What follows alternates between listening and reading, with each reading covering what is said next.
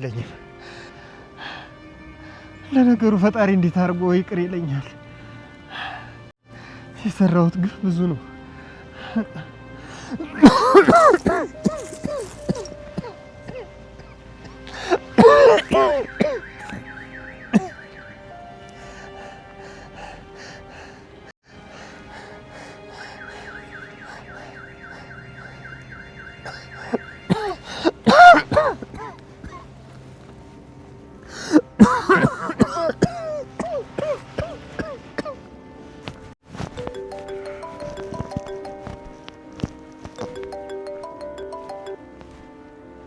Hello? Hello. ጠበቃው ነኝ። ጠበቃው? የት ነው ያለኸው? ሰላም ነህ? ስልክህን ስጠብቅ ነበር። ይኸውልህ ቤተሰቦችህን አግኝቻቸዋለሁ። እሺ? የምርህን ነው? የምሬን ነው። ይኸውልህ ስማኝ፣ ልጆችህን ሚስትህ ወደ ባህር ዳር ልካቸዋለች። እሷ ደግሞ እኔ አስተማማኝ ቦታ አስቀምጫታለሁ።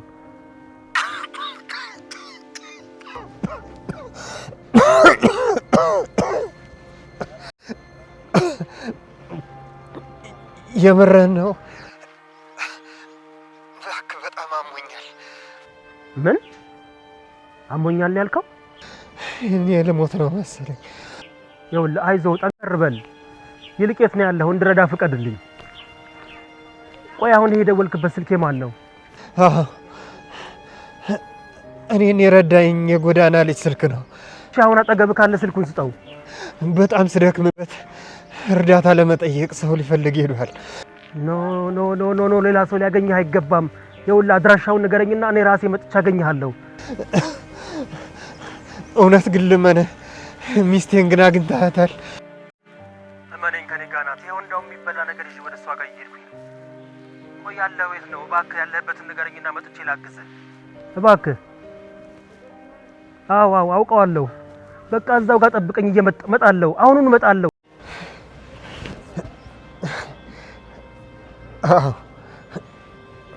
በቃ ከመሞቴ በፊት የሆነ ነገር ላድርግላችሁ። ፕሊስ እባክህን።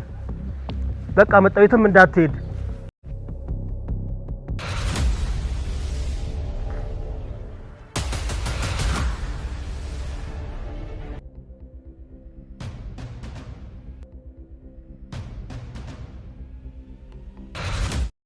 ወንድሙን ለ30 ብር 3 ዳቦ ብቻ ለሚገዛ ገድሎ ሆ እያለ አደባባይ ሲወጣ ያየን ዝም ካለን አንድ ያልገባን ስሌት አለ ማለት ነው።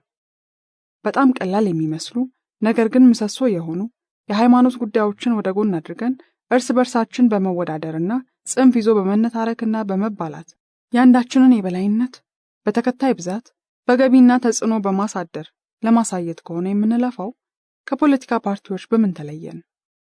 ይሄ ሁሉ የሃይማኖቶች ስብስብ ሰዎችን ወደ ሰውነታቸው ካልመለሳቸው ራሳቸውን አጠገባቸው ያለውን የጠፋም ሆነ ያልጠፋ ወንድማቸውን ብሎም ፈጣሪያቸውን እንዲወዱና እንዲያከብሩ ካላደረጋቸው ምንድነው ጥቅሙ?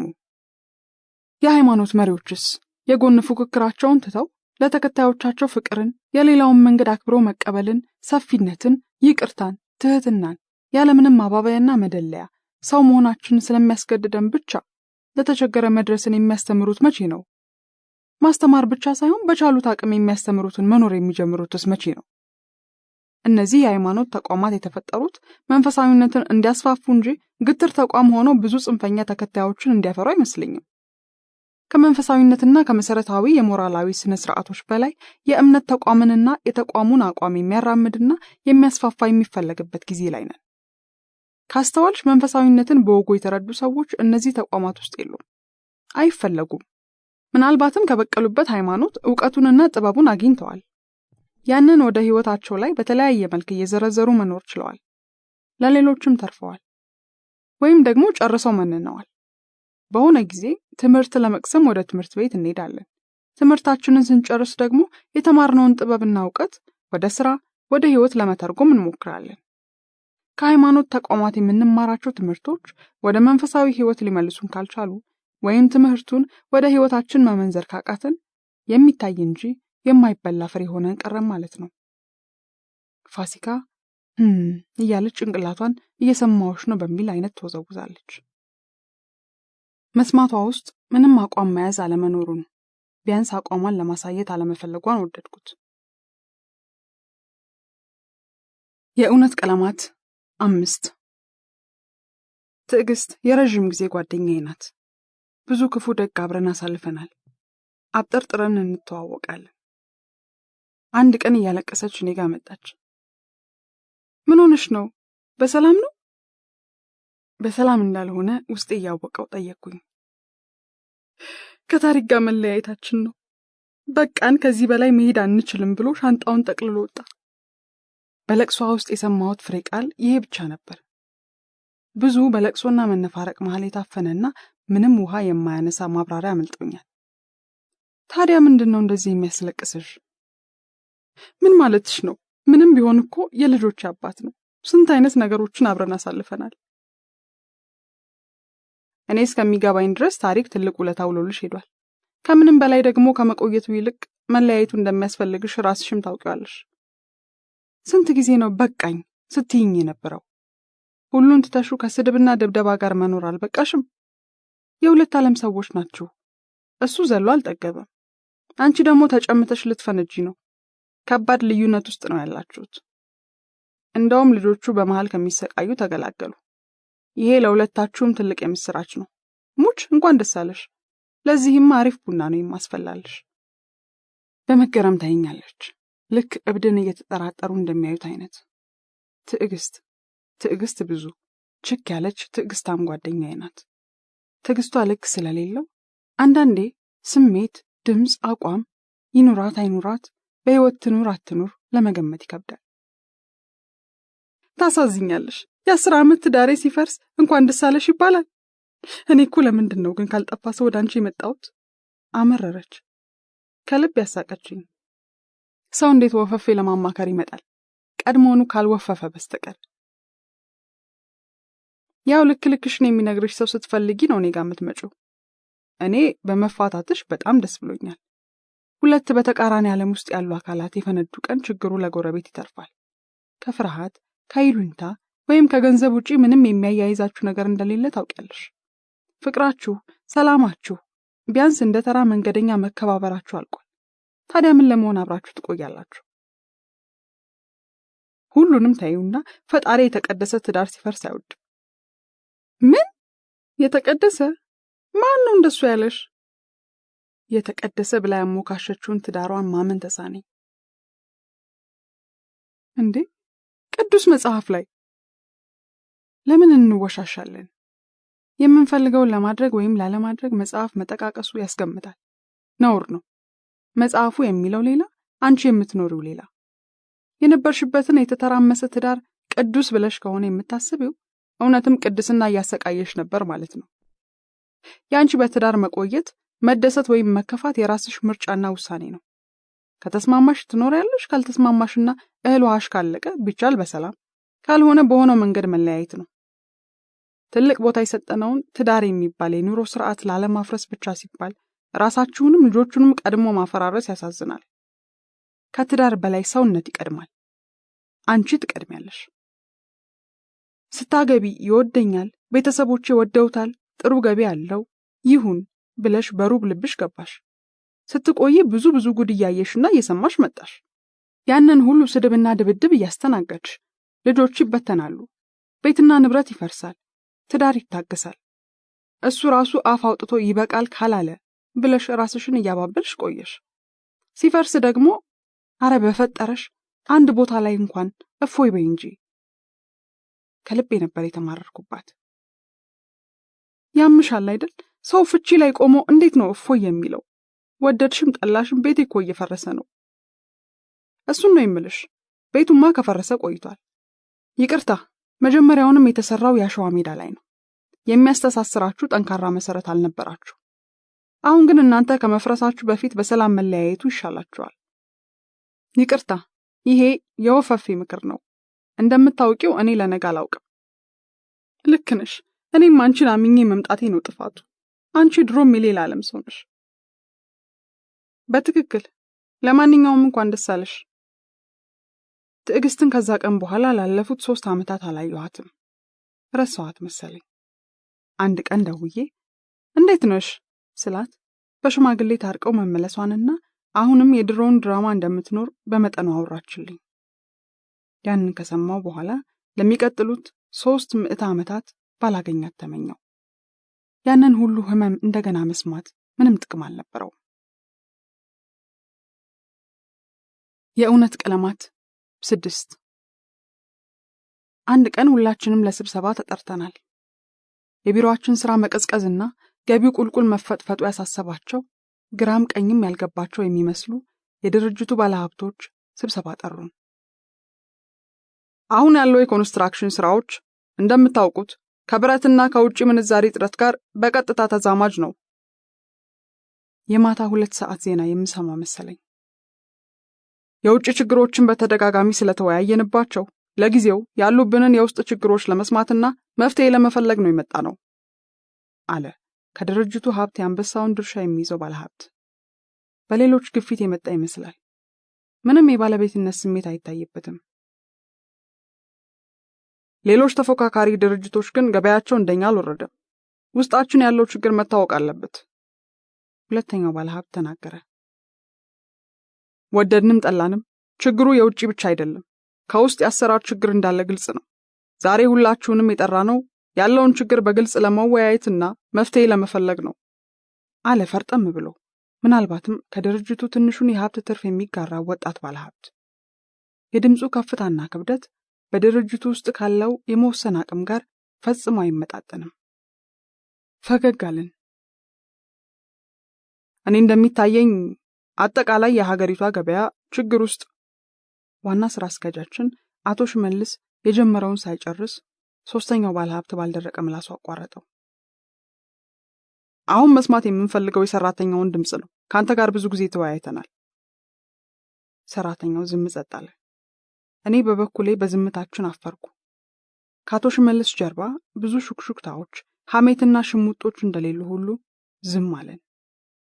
ጠዋት አድሮበት እንኳን የማይለቀውን የአልኮል ሽታ 4 እና 5 ሰዓት ይዞ ሲገባ እንዳልተደናገጥን ዝም አለን። 4 ሰዓት ገብቶ ለምሳ ብሎ እንደወጣ ጫቱ ላይ ተቀምጦ ሲቀር እንዳልታዘበን ሁሉ ዝም አለን።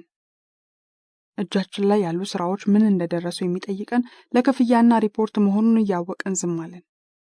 በቂ ዕውቀት፣ የሥራ ልምድ፣ ቅንነት ቢኖረውም ለመምራትም ሆነ ለመመራት የማይመች ቦታ ላይ መቆሙን እያወቀን ዝም አለን። ክፍሉ ፍርሃትና ጸጥታ ዋጠው። በእናንተ በኩል ለስራችሁ መዳከም አሉ የምትሏቸው ምክንያቶች በግልጽ እንድታሳውቁን እንፈልጋለን። በዚህ አካሄድ ከቀጠልን የድርጅቱ ህልውና ከባድ አደጋ ላይ መሆኑን ማወቅ አለባችሁ አለ ሶስተኛው ባለሀብት።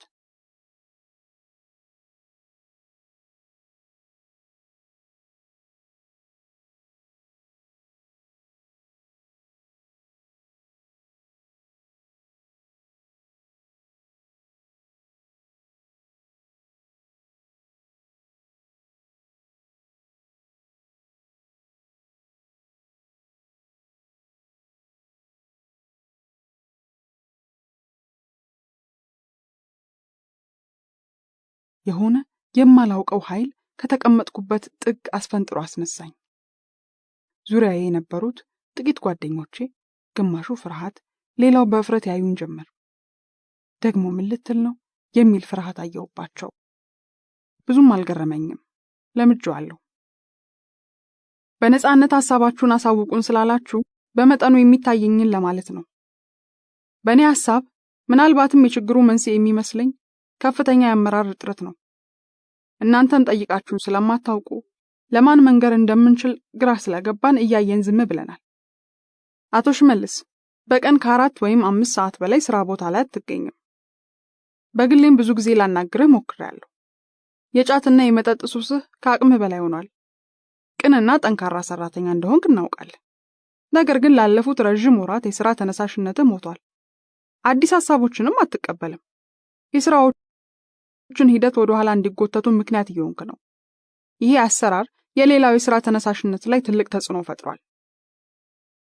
የተሰበሰብንበት ትልቅ ክፍል ውስጥ 35 ሰው አይደለም 35 ሳንቲም ያለ አይመስልም። የዛሬን አያድርገውና የድሮ 35 ሳንቲም ብዙ ነገር ይገዛ ነበር። ዛሬ 35 ሳንቲም የሚባል ነገር ራሱ ያለ አይመስለኝም። ምናልባት መቶዎችና ሺዎች አስከትሎ ከነጥብ በኋላ ካልመጣ በስተቀር። የክፍሉ ጸጥታ ሁለት አይነት ድምፅ አለው። ግማሹ በደስታ አንጀቱ ሲርስ፣ ግማሹ ደግሞ አንጀቱ አሯል። ክብረነክ ለአለቆች በአደባባይ የማይነገር ነገር ተነገረ። ነገም በእኔ የሚደርሰው ይኸው ነው በሚል ስጋት ዋናው የአቶ ሽመልስ ባላንጣና ምክትል ስራ አስኪያጃችን ተስፈንጥሮ ተነሳና ያው እኔም በግሌ በተደጋጋሚ ላናገረው ሞክሬያለሁ፣ አሁን ወይዘሮ ደስታዬ ያለችው ላይ ለመጨመር ብሎ ምላሱን እንደ መንደር ወጥ ሰሪ ሊያሾል ሲል በበኩሌ አልጨረስኩም። አሁን እኔ የጀመርኩት አጀንዳ ላይ ከመጨመር ይልቅ ለሚመለከተው አካል በጊዜ ማሳወቅ መልካም ነበር። በአንተ በኩል ያለው ችግር ደግሞ አቶ ሽመልስን ሆን ብሎ ወደ ጉድጓድ ለመክተት በመሞከር ዋናውን ወንበር ለመያዝ ያለመ ትልቅ ስግብግብነት ነው። ይሄ የተሰበሰበው ሰራተኛ በሙሉ ሲያወራው ብሎ የሚያድርበት ጉዳይ ስለሆነ ብዙ ምስክር አይሻም። ምናልባትም ስትመክረው የነበረው ነገር ይሄንኑ የሚያጠናክር ከሆነ አላውቅም። ለማንኛውም በአንተ የስልጣንና ገንዘብ ጥማት በአቶ ሽመልስ መደናዘዝ ድርጅቱ ከዚህም የባሰ አደጋ ላይ ሊወድቅ እንደሚችል ግልጽ ነው። ምክትሉ አቶ ተካ እንደ መስቀል ደመራ ችቦ እየተንቀለቀለ ሳይጋበዝ ቀጠለ። ይቅርታ ይደረግልኝና ወይዘሮ ደስታዬ ሁላችንም እንደምናውቀው ትልቅ የአእምሮ ችግር አለባት። እሷ ያለችውን ሁሉ እውነት ነው ብሎ መቀበል በጣም ከባድ ነው። በተለያዩ ጊዜዎች ሰው ፊት የማይባሉ አሳፋሪ ነገሮችን ስትናገር ሁላችንም ሰምተን አፍረናል። ህመሟ ባስ ካለም ለቀናት በስራዋ ላይ እንደማትገኝ እናውቃለን አለ ጀማውን ለመጋበዝ እየቃጣው። ሳላስበው ሳቄ ካፌ አፈትልቆ ወጣ። ሁሉም ተሸማቆ ጸጥ አለ። አቶ ተካ ያለው በእርግጥም ትክክል ነው፣ አንድም ውሸት የለውም። ሾካካ ሳቆችና ማጉረምረሞች በጆሮዬ ስር አለፉ። እውነት ነዋ። 4 ወር ባልሞላ ጊዜ ውስጥ የቢሮአችንን 5 ወጣት ሴቶች እያጃጃለ ከአገልግሎትና ስራ ውጪ ሲያደርጋቸው መቋቋም ስላልቻልኩ ነገሩን ለሁሉም በግልጽ ስለተናገርኩ ጸያፍ ነገር አድርጌያለሁ። እርግጥ ነው ራሱ እንደ ጠንካራ ሰራተኛ በመቁጠር አቶ ሽመልስ ላይ የስም ማጥፋት ዘመቻ ሲያደርግ ስሰማ ነገሩን በግልጽ ተናግሬያለሁ። ሁለት የማይገናኙ ሰዎች ማወዳደርም በራሱ ከባድ ነበር። እርግጥ ነው ትላልቅ ጉቦዎችን በመጠየቅ ብዙ የሥራ ተቋራጮችን ስላሰለቸ በግሌ በተደጋጋሚ ብነግረውም ሊሰማኝ ስላልቻለ በግልጽ ስብሰባ ላይ ቢያንስ የሚጠይቀውን የጉቦ መጠን እንዲቀንስ አስተያየት አቅርቤያለሁ። አሁንም ቢሆን ጉቦውን ማስቀረቱ ከባድ ሊሆን ይችላል የሚል እምነት አለኝ። ስለዚህ ቢያንስ በድርድር መጠኑን በመቀነስ ስራዎች እንዲሰሩ ማገዝ ይሻላል ብዬ አስቤ ነው። እስካሁን የተጠቀሱት ነገሮች አንዳቸውንም መካድ አልችልም። የአእምሮ ችግር አለባት የተባለው ፍጹም ትክክል ነው። ህመሙ ትንሽ ከበረታብኝም እረፍት ወስጄ ለቀናት ብቻ ሳይሆን ለሳምንታት ስራ ላልገባ እችላለሁ። ያው አንድ ሙሉ ቢሮ ከምበጠብጥ አንድ ቤት ብረብሽ ይሻላል ብዬ ነው።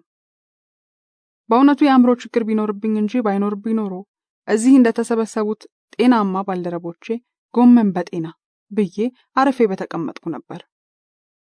ግራ የሚያጋባ ሳቅና ትርምስ ተፈጠረ። በበኩሌ ግን ለእናንተም አንድ ሐሳብ አለኝ። የስብሰባው ክፍል ውስጥ የነበረው ውጥረት እየባሰ መጣ። ደግሞ ስለኔ ምን ልትል ይሆን የሚል ሐሳብ ሁሉም ልብ ላይ ሲተራመስ ይሰማኛል። እናንተም ትርፍ እንደሚፈልግ ባለሀብት ከትርፍ በላይ ይፈልጉ አይፈልጉ እርግጠኛ አልነበርኩም። ድርጅታችሁ በዚህ ደረጃ ሲከስር ሳይሆን ሲያተርፍም ሰራተኞቻችሁን ማወቅ ያዋጣችኋል። የትኛው እብድ ነው፣ የትኛው ጤነኛ ነው? ሁሉም በሳቅ መፈንዳት ጀመሩ። የትኛው ይሰራል፣ የትኛው ይተኛል፣ የትኛው ይሰርቃል፣ የትኛው ያተርፋል የሚለውን ቀርቦ ማየት ያዋጣችኋል። በአመት አንዴ እንኳን አታዩንም። ማን ምን እንደሚሰራ አታውቁም። አይታችሁን አታውቁማ። ሐሳብሽ በጣም ጥሩ ነው። እንደምታውቁት እኛ በርካታ የኢንቨስትመንት መስክ ውስጥ ይቅርታ፣ ሐሳቤን አልጨረስኩም።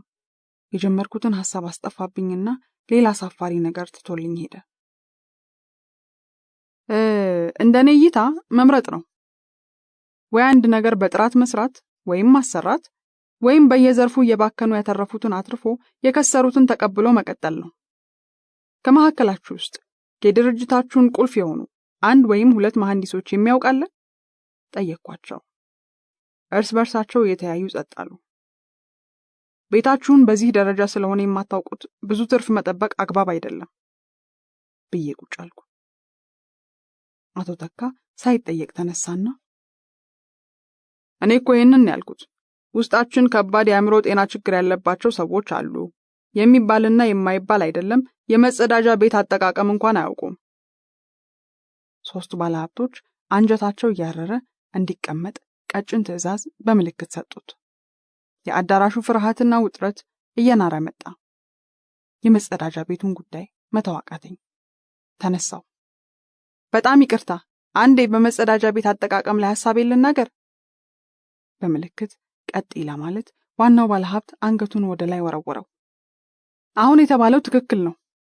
ቢሮአችን ያማረና ምቹ ቢሆንም መጸዳጃ ቤቱን የምታውቁት አይመስለኝም። ጠባብነቱና ነርቭ የሚሰረስር ሽታው ስለሚያጥወለውል ሲብስብኝ በሩን ከፍቼ እቀመጣለሁ። 3 ደቂቃ ለማትፈጅ ሽንትና ፈስ ከምታመም ብዬ ነው። ተሰብሳቢው ሰምቼ በማላውቀው ሳቅ መንፈራፈር ጀመረ። የመጸዳጃውን ቤት በር ከፍቼ መቀመጤ ይቅርታ መንጠልጠሌ በዚህ ደረጃ ተጽዕኖ እንደሚያሳድር አላወቅኩም ነበር። ምክንያቱም በወጉ ያልተረዳሁት ድብልቅልቅ ያለ ሌላ ዙር ሳቅ ቀጠለ። ከዚህ በላይ መቀጠል አልፈለኩም። ተቀመጥኩ። ስብሰባችን አልቆ ስንወጣ ብዙዎቹ ባልደረቦቼ እብድ በከፈተላቸው በር እየወጡ እንደሆነ ገባኝ። አንዱ ይህች ሴትዮ ግን የእውነት ጥሽ ናት አይደል? እንዴት ነው ሰውን ሁሉ ልክ ልኩን ነግራ ዘና ብላ የምትሰራው? ሌላው እኔ አሁን ሁላችንንም እያነሳች የእሱ ችግር ይሄ ነው እንዳትል ነበር የፈራሁት።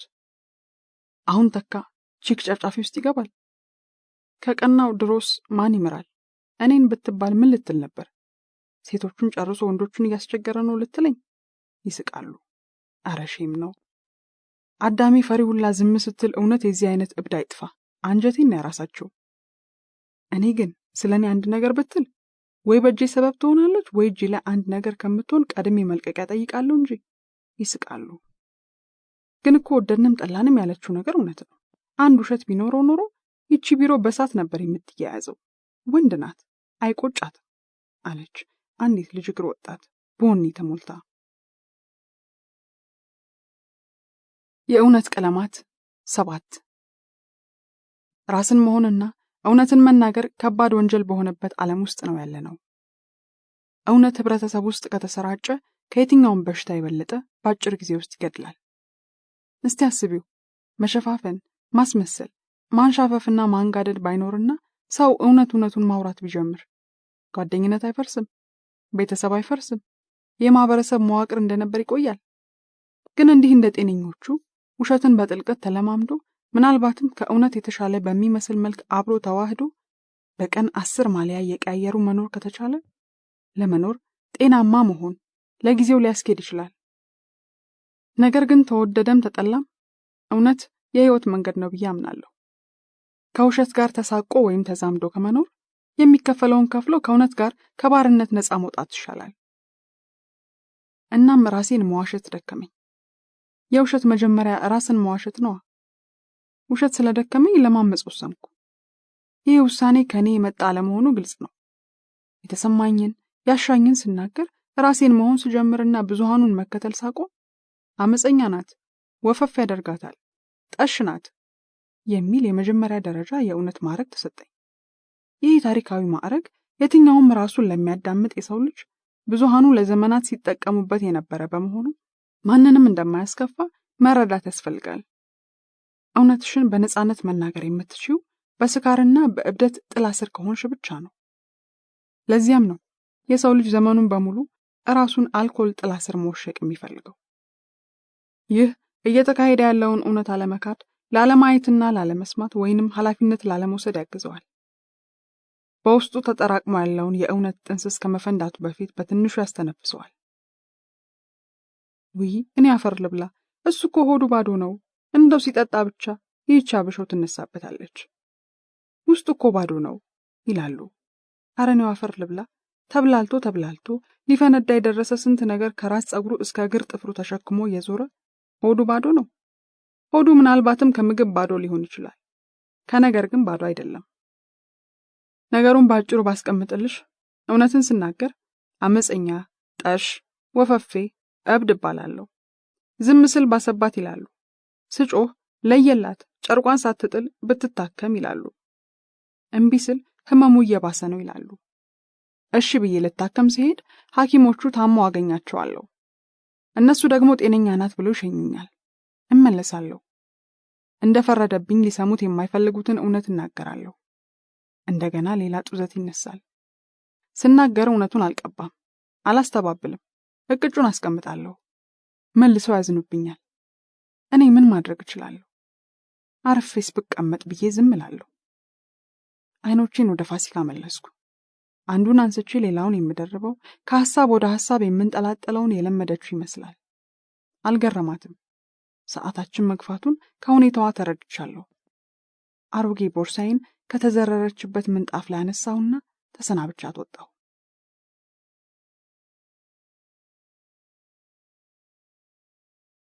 ክፍል 4 ወይም ምክክር 4 አመጽ ቤት ሲገባ።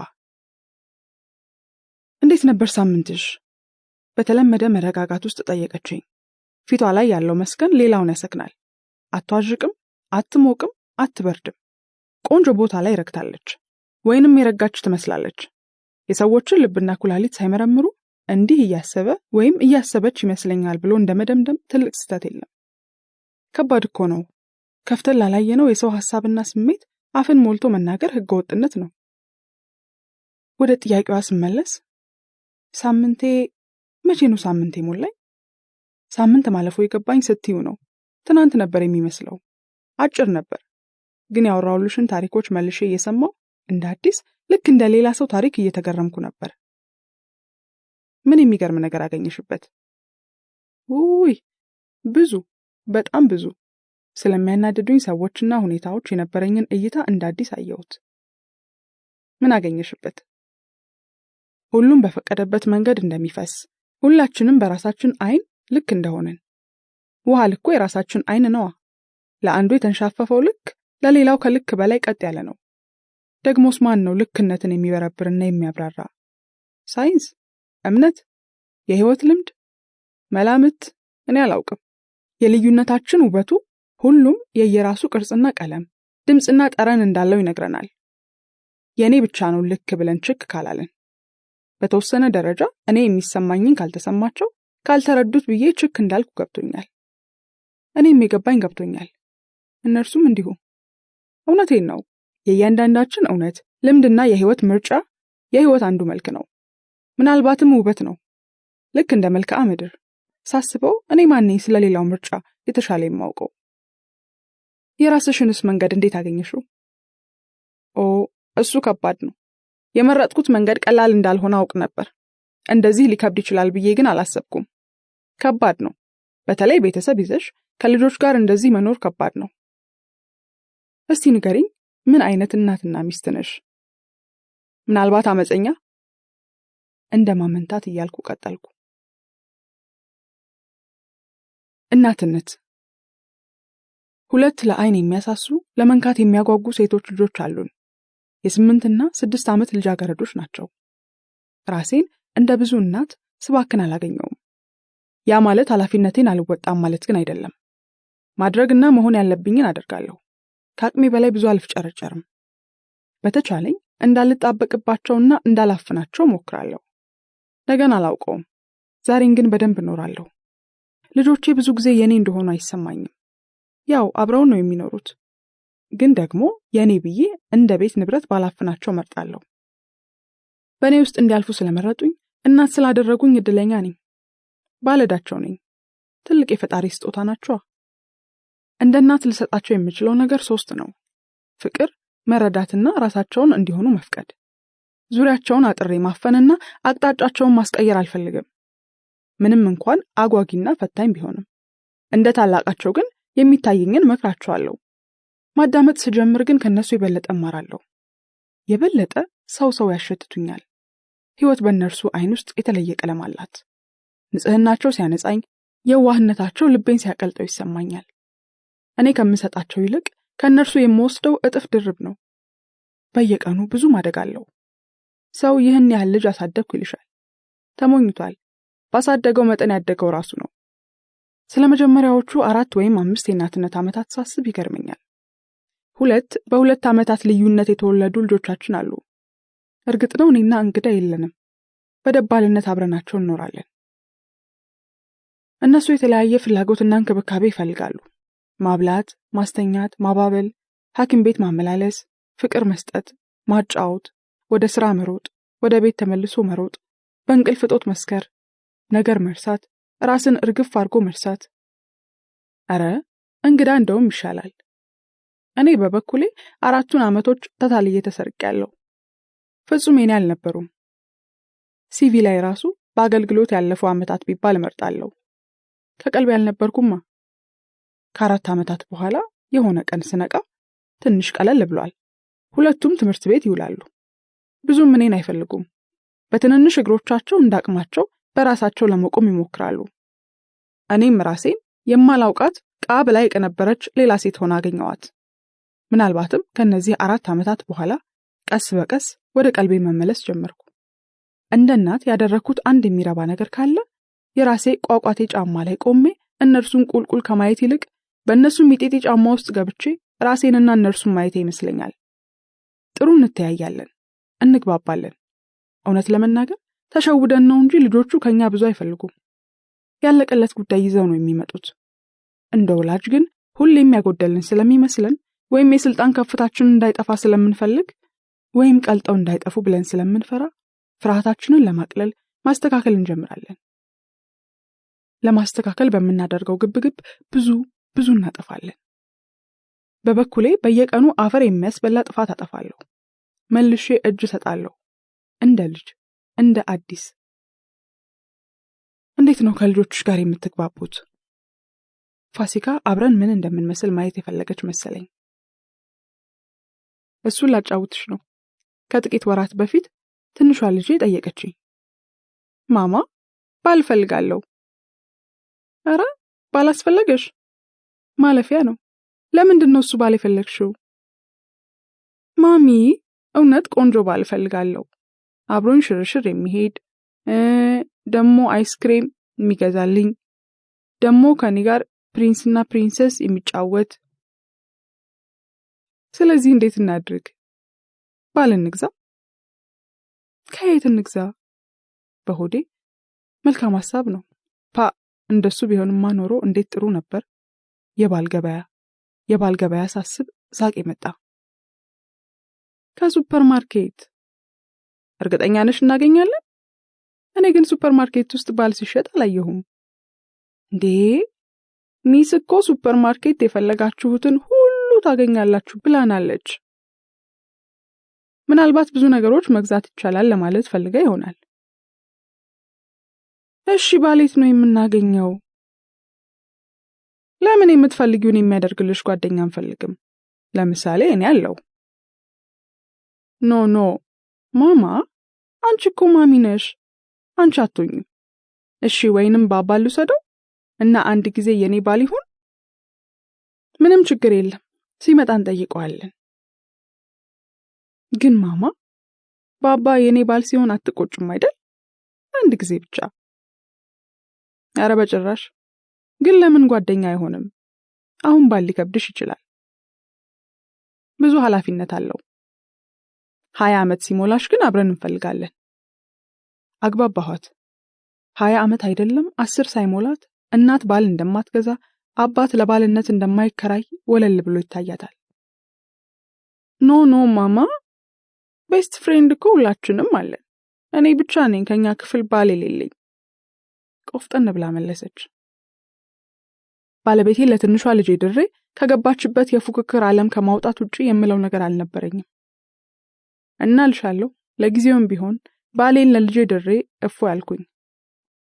ፋሲካ ትስቃለች። ሌላ ቀን ትልቋ ልጄ መጣች። ማም ካን አይ አስክ ዩ ሳምቲንግ?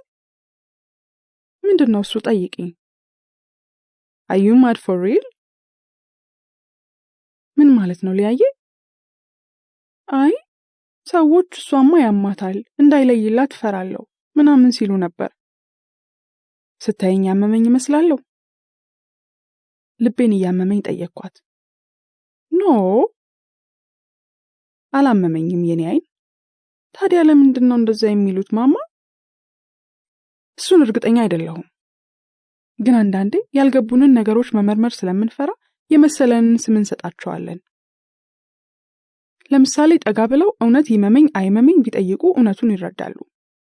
ብዙ ጊዜ እኛ የመሰለንን ስም ለሰዎች እንሰጣለን።